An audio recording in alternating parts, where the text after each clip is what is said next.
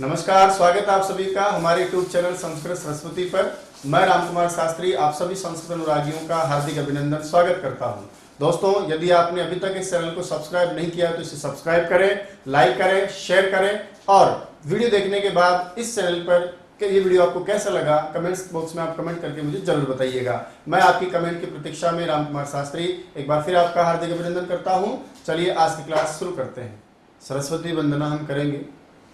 माँ शारदे को नमन, सरस्वती नमः। शुक्लां ब्रह्म विचार सार परिमां आद्यां जगद्व्यापिनी वीणा पुस्तक धारिणीं अभयदां जाड्यान्धकारपहाम् अस्ते स्फाटिकमालिकां विदधतीं पद्मासने संस्थितां वन्दे तां परमेश्वरीं भगवतीं बुद्धिप्रदां शारदां बुद्धिप्रदां शारदां बुद्धिप्रदां शारदां। नमस्कार, स्वागत है आप सभी का संस्कृत सरस्वती पर। मैं रामकुमार जाट आपका हार्दिक स्वागत अभिनंदन करता हूं। पिछली क्लास में हम चर्चा कर रहे थे दोस्तों माहेश्वर सूत्रों की। माहेश्वर सूत्र इसलिए माहेश्वर सूत्र हैं क्योंकि उनको भगवान महेश्वर ने दिया है। महेश्वर से जो प्राप्त सूत्र हैं उन्हीं को हम माहेश्वर सूत्र कहते हैं। कहते हैं कि सनकादि जो ऋषि हैं उनके उद्धार के लिए भगवान शिव ने नृत्य किया और नृत्य के अवसान में उनके डमरू से जो सूत्र रूप में वर्ण निकले, उन्हीं सूत्र रूप वर्णों को या वर्णों के रूप सूत्र को हम क्या कहते हैं? सूत्र रूप में चतुर्दश सूत्र कहते हैं, माहेश्वर सूत्र कहते हैं। इन्हीं से भगवान पाणिनि ने प्रत्याहार बनाए, इसलिए हम इनको प्रत्याहार सूत्र भी कहते हैं।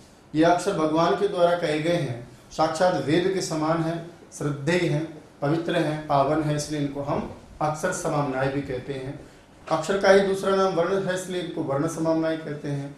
यह अक्षरों का वेद है, इसलिए हम इसको अक्षर वेद कहते हैं या वर्ण वेद भी कहते हैं। शिव सूत्रों का जाल है, इसलिए इसको हम क्या कहते हैं? शिव सूत्र जालम भी कहते हैं। ये संस्कृत की वर्णमाला है, संस्कृत का ककहरा है। इन 14 माहेश्वर सूत्रों में हम पढ़ रहे थे अयुण रेलरी एवं अयव क्षयवरट लण यम गणनम झबय घड़दस जब घड़दस खप चटत चटतौ कपय सससर हल। इन 14 माहेश्वर सूत्रों के अंत में प्रत्येक सूत्र के अंत में एक हलवर्ण जोड़ा गया है और उस हलवर्ण की होती है इत संज्ञा, यानी उस हलवर्ण का नाम क्या होता है? इत होता है। बोला ये क्यों करते हैं? तो कहते हैं आगे जाकर इन इत वर्णों की सहायता से प्रत्याहार बनाए जाते हैं।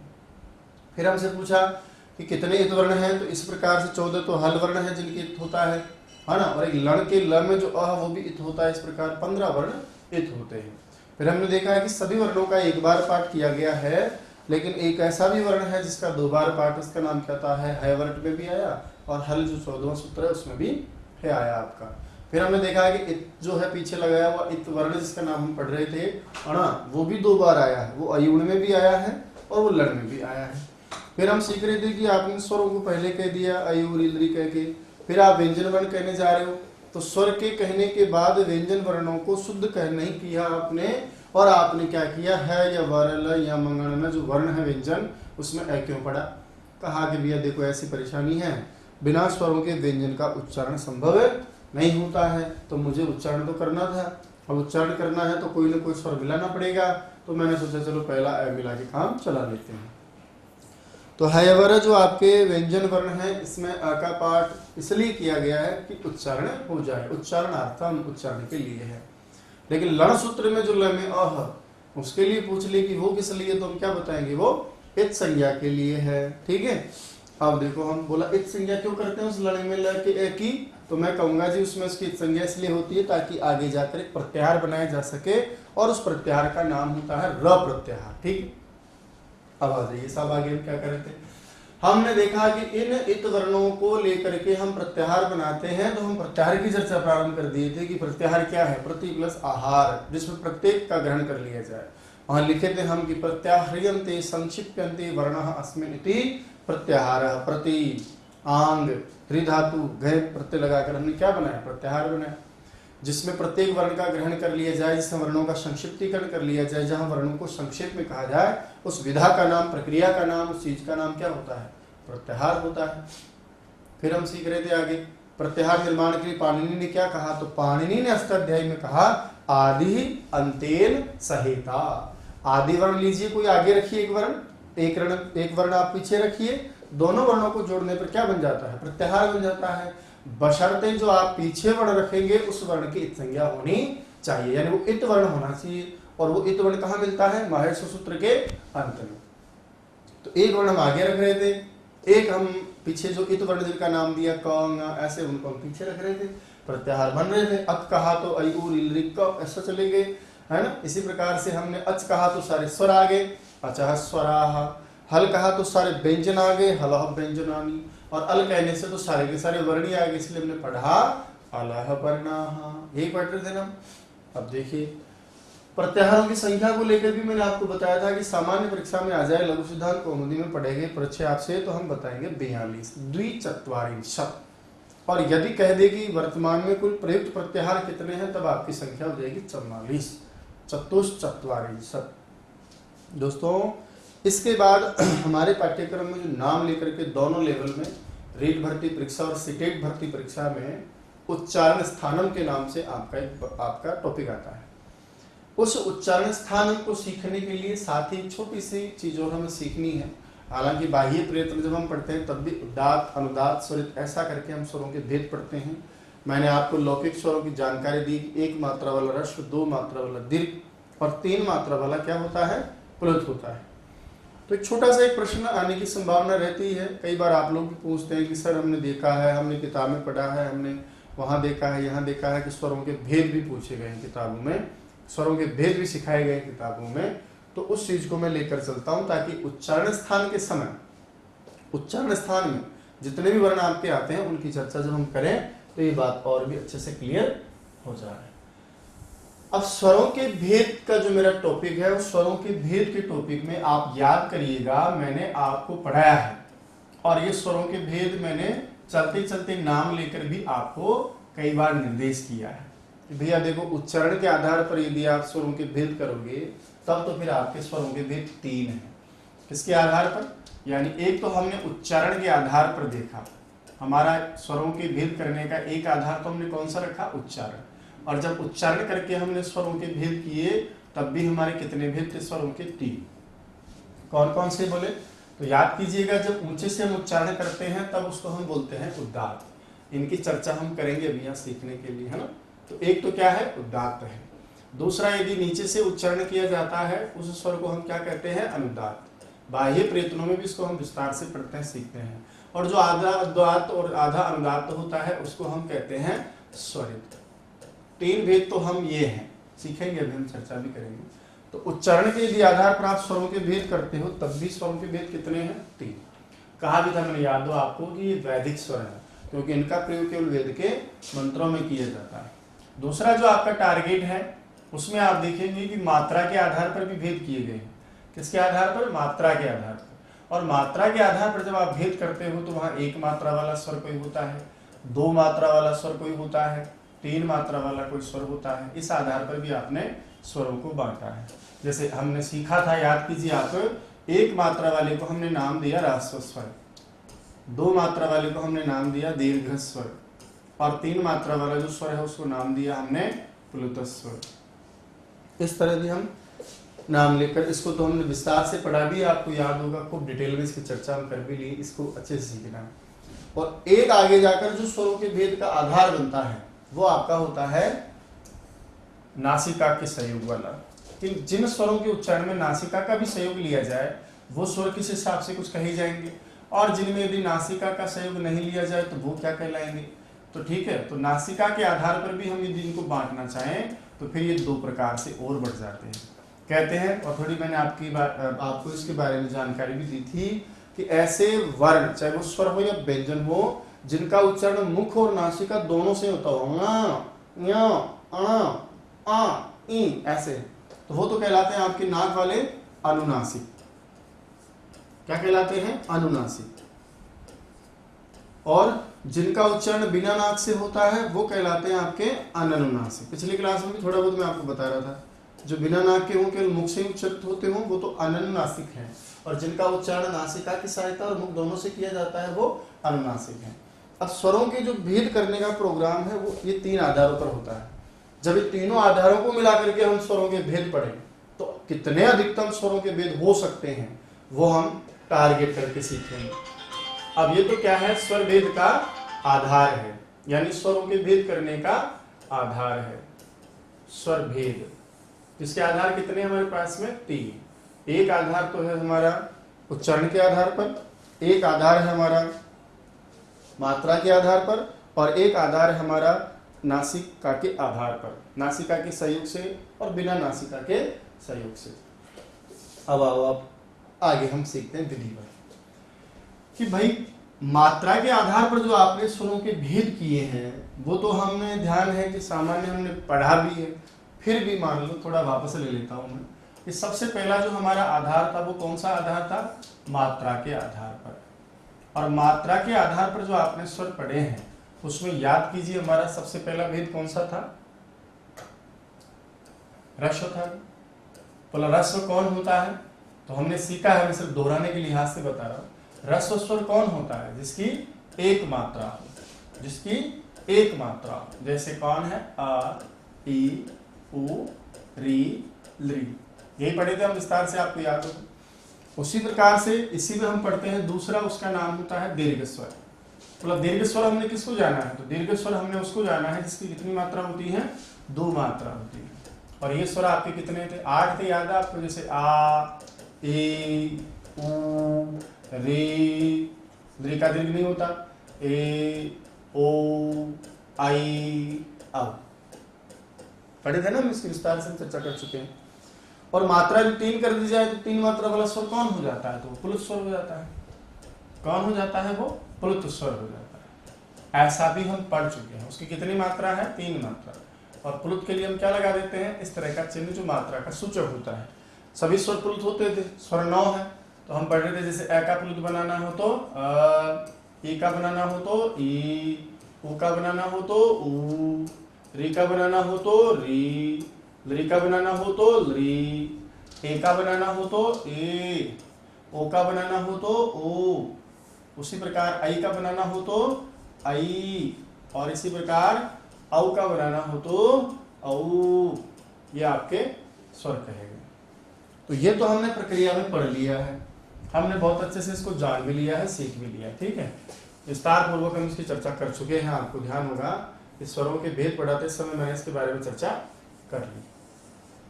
अब देखिए दूसरा जो भेद हमारा सीखने का, जो दूसरा हमारा आधार है दोस्तों, उसका आधार था उच्चारण के आधार पर। किसके आधार पर, उच्चारण के आधार पर, उच्चारण के आधार पर, ठीक है। वापस कितने भेद करेंगे हम, 3। आओ सर एक एक को हम सीखते हैं। सबसे पहला भेद है आपका उच्चारण के आधार पर, जिसका नाम है उदात्त स्वर।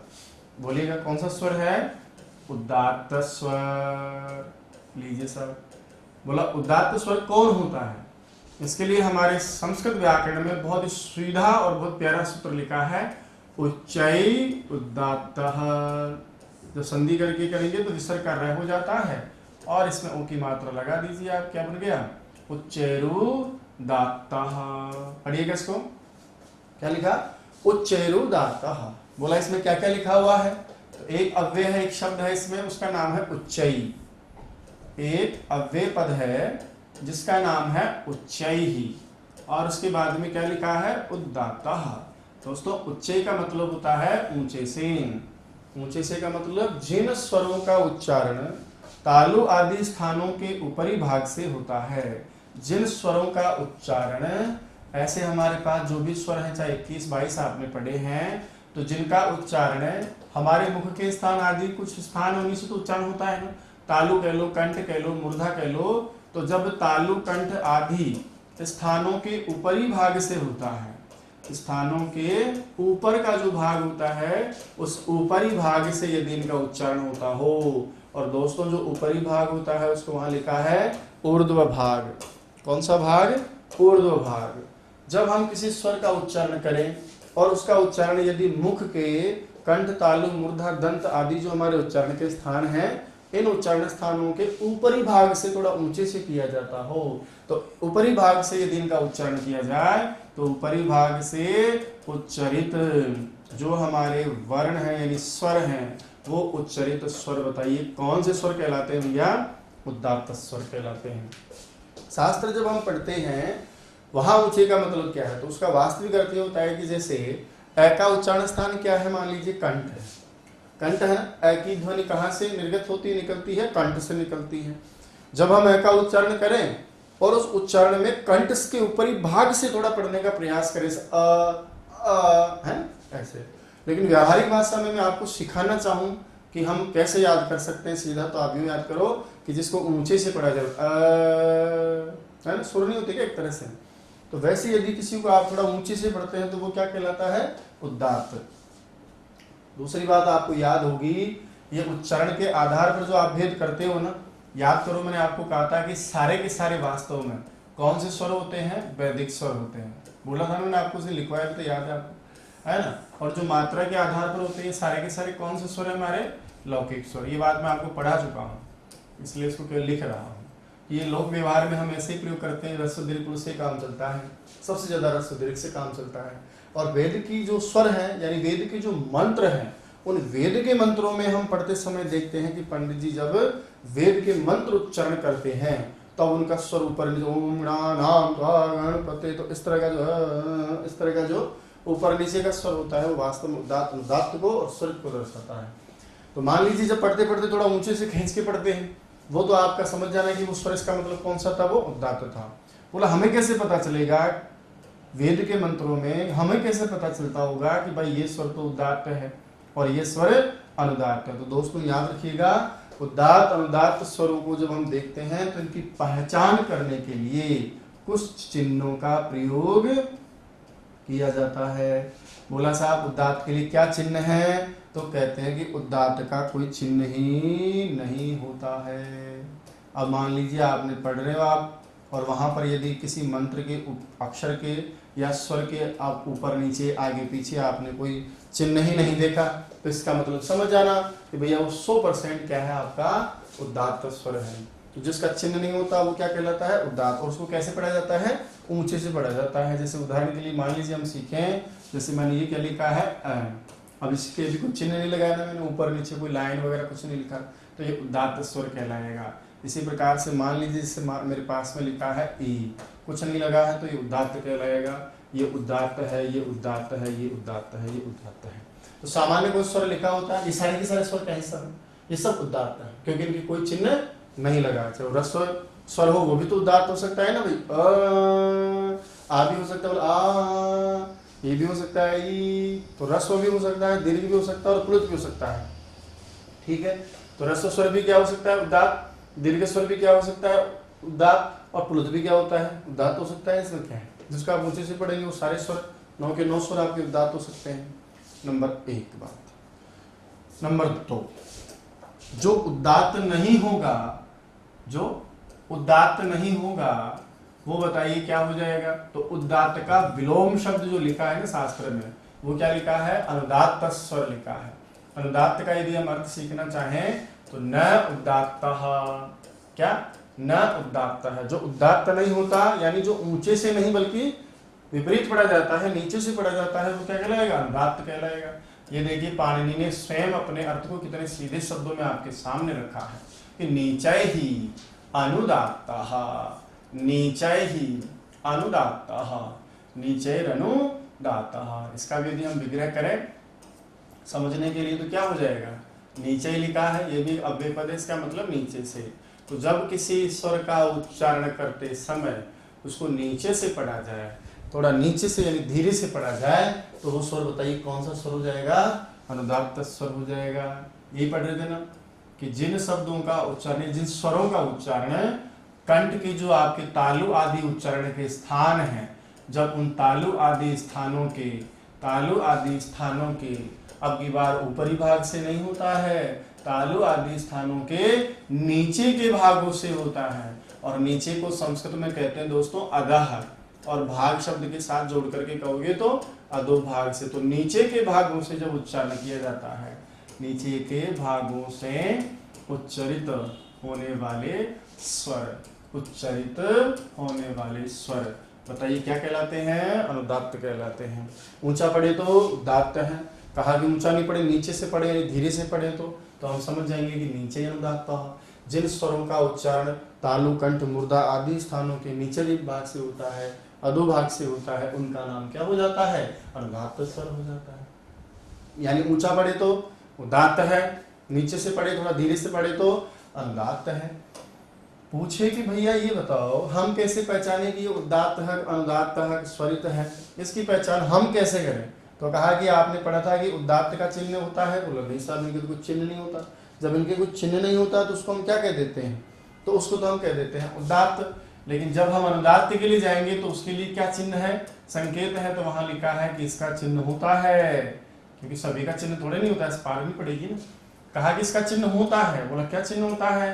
कि अनुदात्त के नीचे आड़ी रेखा का प्रयोग किया जाता है, नीचे आड़ी रेखा का प्रयोग होता है। आड़ी रेखा का मतलब जो पड़ी रेखा होती है उसका प्रयोग होता है। इसका मतलब देखो अनुदात्त, अच्छा इसको रटने की भी आवश्यकता नहीं।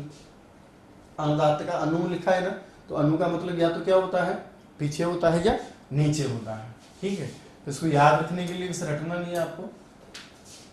घूम रहा है ना उधर मात्रा, तो उसको आप रेखा ही मान लो कि अनुदात्त में मात्रा घूम रही है ना, ऐसे अनु, तो इस रेखा को आप मान लो। जैसे उदाहरण के लिए अभी मैंने कोई चिन्ह नहीं लगाया, इसके भी नहीं लगाया मैंने, इसके भी नहीं लगाया मैंने, इसके भी नहीं लगाया मैंने, अभी सिर्फ लिखा है।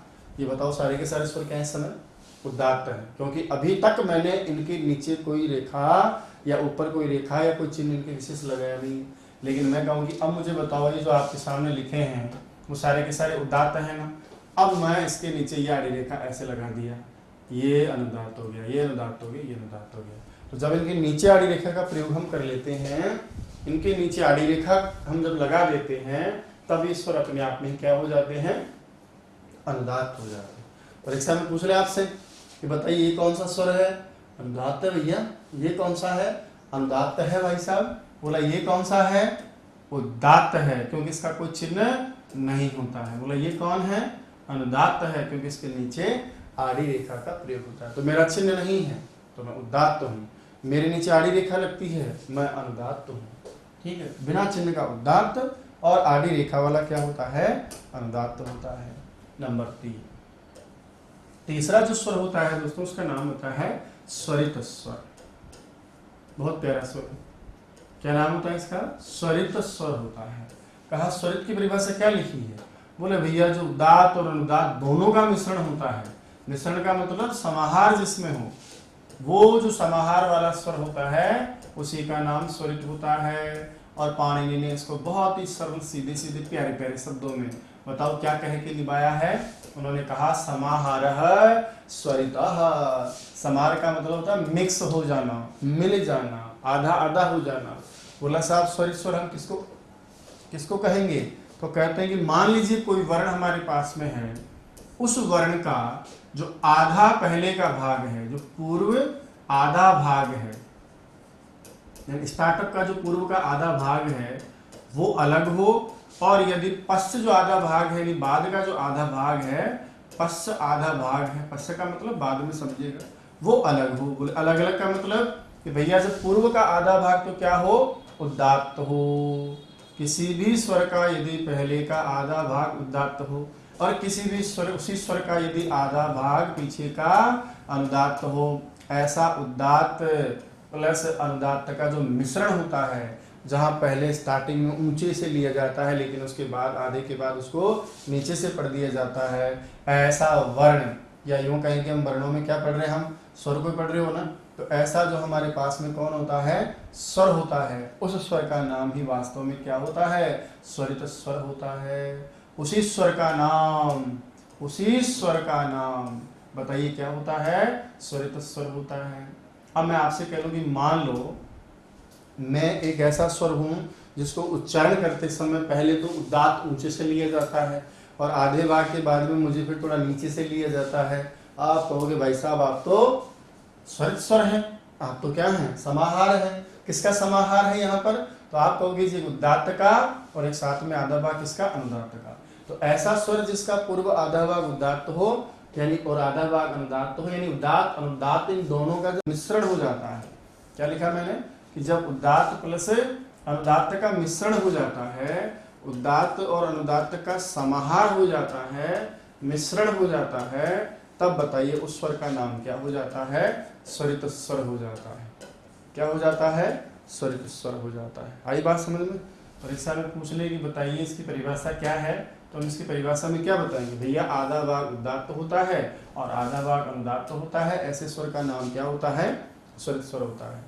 अब बोला इसका भी कोई चिन्ह होता है क्या, बोले बिल्कुल होता है। जैसे आपने इसका चिन्ह पढ़ा है ना उदात्त का, कोई चिन्ह नहीं हो तो समझ लो उदात्त है। फिर आपने अनुदात्त का पढ़ा, बिल्कुल पढ़ा हमने कि जिसके नीचे आड़ी रेखा हो वो आपका अनुदात्त है। बोले इसके लिए क्या करेंगे, तो बोला इसके लिए आगे हम देखेंगे इसके नीचे आड़ी रेखा का नहीं बल्कि ऊपर खड़ी रेखा का प्रयोग होता है। क्या, ऊपर खड़ी रेखा का प्रयोग होता है। ऊपर खड़ी रेखा का प्रयोग, ऊपर खड़ी रेखा, उसके नीचे आड़ी रेखा होती थी, इसके ऊपर खड़ी रेखा का प्रयोग होता है। बोला कैसे होता है, अब जैसे मान लीजिए मैंने लिखा है ये अ, अब बताओ ये अ क्या है, इस समय उदात्त है। अब मैं इसके नीचे आड़ी रेखा लगा दूं तो अनुदात्त है। मैं कहूं कि मैं इसके ऊपर खड़ी रेखा लगा दूं तो फिर ये बन जाएगा आपका स्वरित स्वर। और कोई सा भी स्वर हो आपको उसको आप स्वरित बना सकते हैं। ये लो साहब, जैसे मैंने इसके ऊपर ये खड़ी रेखा लगा दी, स्वरित हो गया, स्वरित हो गया, स्वरित हो गया, स्वरित हो गया, ऐसे। तो मेरा चिन्ह नहीं है, मैं उदात्त हूँ। मेरे नीचे आड़ी रेखा है, मैं अनुदात्त हूँ। मेरे ऊपर खड़ी रेखा है, मैं स्वरित हूँ। मेरा उच्चारण किसी भी स्थान से, मुख से जब किया जाता है तो ऊंचे से किया जाता है तो भी मैं उदात्त हूँ। मेरा उच्चारण तालु आदि स्थानों के नीचे के भागों से उच्चारण होता है, मैं अनुदात्त हूँ। मेरा उच्चारण करने के लिए आपको पहले आधा भाग उदात्त के रूप में और आधा भाग अनुदात्त के रूप में करना पड़ेगा, तो मैं कौन हूँ, स्वरित स्वर हूँ। तो दोस्तों ये तो आपके सामान्य तीन हमने पढ़े थे ना, आपको याद हो। तो सबसे पहले स्वरों के भेद होते हैं आपके तीन तीन। एक स्वर मान लो मैं ही हूँ, जैसे मैं ह्रस्व हूँ, आप दीर्घ हैं और कोई प्लुत है। फिर मैं जो ह्रस्व स्वर हूँ वो उदात्त भी हो सकता हूँ, ह्रस्व उदात्त भी हो सकता हूँ, ह्रस्व अनुदात्त भी हो सकता हूँ और ह्रस्व स्वरित भी हो सकता हूँ। तो ह्रस्व के कितने भेद हो गए, तीन हो गए। वो दीर्घ वाला भी उदात्त हो सकता है, अनुदात्त हो सकता है और प्लुत हो सकता है। तीन उसके हो गए, तीन और तीन छह। प्लुत वाले जो स्वर हैं वो भी आपका ऐसे उदात्त भी हो सकता है बिना चिन्ह का, अनुदात्त भी हो सकता है नीचे से पढ़े जाने वाला, और स्वरित भी हो सकता है। तो ह्रस्व के भी तीन भेद, दीर्घ के भी तीन भेद, प्लुत के भी तीन भेद। तीन तीन तीन बराबर 9 हो गए क्या। तो दोस्तों ये थी आज की क्लास, एक नए अंदाज में, एक नए विषय वस्तु के साथ, एक नए तरीके के साथ। आशा करता हूं आज का वीडियो आपको बहुत अच्छा लगा होगा। आज की क्लास आपकी प्रतियोगी परीक्षा के लिए बहुत लाभदायक रहेगी। दोस्तों ये वीडियो कैसा लगा, वास्तविक आपका अनुभव कैसा रहा, ये कमेंट्स बॉक्स में आप मुझे कमेंट करके जरूर बताएंगे। आपके कमेंट्स को पढ़ करके मैं जवाब दूंगा, और भी हम बहुत सारी अच्छी अच्छी चीजें पढ़ते रहेंगे, सीखते रहेंगे। आपके कमेंट्स से मुझे जो ऊर्जा मिलती है, यकीन मानिएगा आने वाली क्लासें और भी जोरदार होंगी, आपके लिए जो वास्तव में फायदेमंद रहेंगी। रेट और सीटेट या कोई भी सीट परीक्षा होगी उसमें हम बहुत अच्छे प्राप्त करेंगे। बने रहिएगा चैनल के साथ। जय तो संस्कृतम, जय तो भारतम।